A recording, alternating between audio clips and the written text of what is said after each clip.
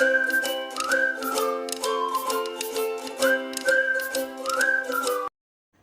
friends, welcome to Bhuvana's channel 27.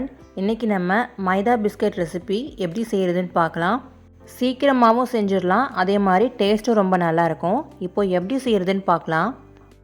Maida biscuit செய்யறதுக்கு இன்னைக்கு நான் 1/2 கப் அளவுக்கு சுகர் எடுத்திருக்கேன். அது ஒரு மிக்ஸி ஜாரில் சேர்த்துட்டு நல்லா ஃபைன் பவுடரை நம்ம அரைச்சி எடுத்துக்கலாம். இந்த மாதிரி நல்லா ஃபைனாக அரைச்சி எடுத்துக்கோங்க. இப்போ ஒரு மிக்சிங் பவுலில் 2 கப் அளவுக்கு மைதா மாவு சேர்த்துக்கிறேன். நீங்கள் மைதா மாவுக்கு பதிலாக கோதுமை மாவுலையும் இது செய்யலாம். இது கூடவே நம்ம பவுடர் பண்ணி வச்சுருக்கிற சுகரையும் சேர்த்துடலாம்.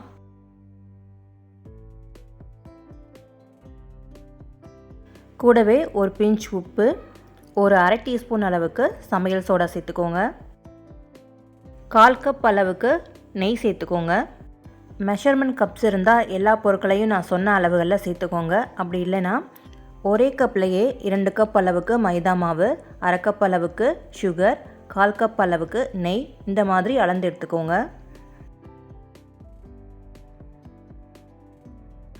கொஞ்சம் வெதுவெதுப்பான தண்ணி சேர்த்து சப்பாத்தி மாவு பதத்துக்கு நம்ம இதை பிசைஞ்சு எடுத்துக்கலாம். கொஞ்சம் கொஞ்சமாக தண்ணி சேர்த்து பிசைஞ்சுக்கோங்க.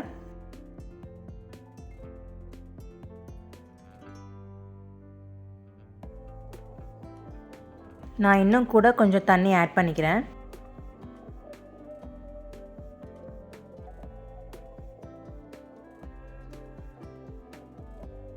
இந்த மாதிரி சப்பாத்தி மாவு பதத்துக்கு பிசைஞ்சுக்கோங்க. இப்போ இது 1 மணி நேரத்துக்கு நம்ம மூடி வச்சிடலாம். 1 மணி நேரம் வரைக்கும் இந்த மாவு நல்லா ஊறணும்.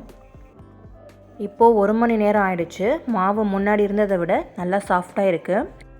இப்போ இது மேலே கொஞ்சமாக மைதா மாவு தூவிட்டு நம்ம சப்பாத்திக்கெலாம் நார்மலாக தேய்க்கிற மாதிரி தேய்ச்சிக்கோங்க.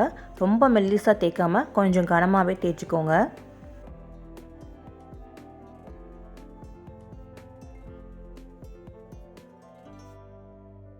இந்த அளவுக்கு கனமாக தேய்ச்சிக்கோங்க. இப்போது பார்டர்லாம் நம்ம லைட்டாக கட் பண்ணி எடுத்துடலாம்.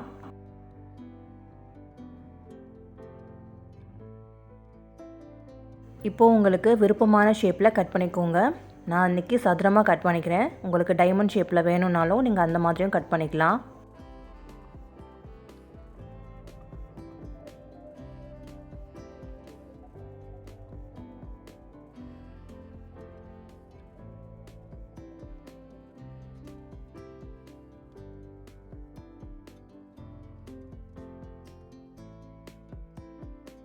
இந்த அளவுக்கு கனமாக இருக்கணும். இதே மாதிரி எல்லா மாவுலையும் கட் பண்ணி ரெடி பண்ணிக்கோங்க.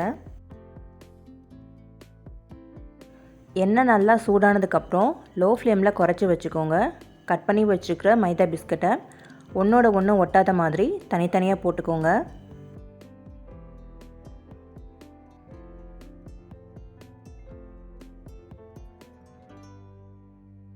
நம்ம போட்டதுமே அது நல்லா மேலே எலும்பி வரும்.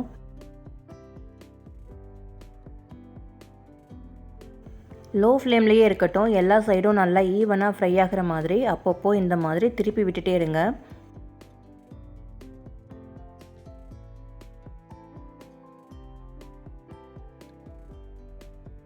ஹை ஃப்ளேமில் வச்சு ஃப்ரை பண்ணிங்கன்னா வெளிப்பக்கம் சீக்கிரமாக ப்ரௌன் ஆகிடும். ஆனால் உள்ளே வந்து மாவு அப்படியே இருக்கும். நம்ம சாப்பிடும்போது கிறிஸ்பியாக இருக்காது, ஒரு மாதிரி சவச்சவான்னு இருக்கும். அதனால லோ ஃப்ளேம்லேயே வச்சு ஃப்ரை பண்ணி எடுத்துக்கோங்க.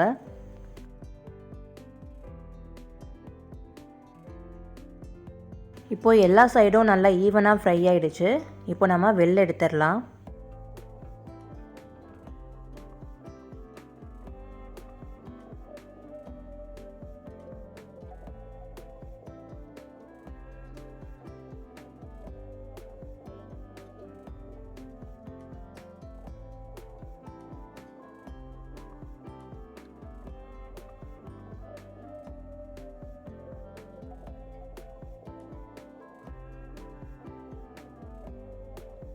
இதே மாதிரி மீதமுள்ள எல்லா மாவையும் பேட்சாக ஃப்ரை பண்ணி எடுத்துக்கோங்க.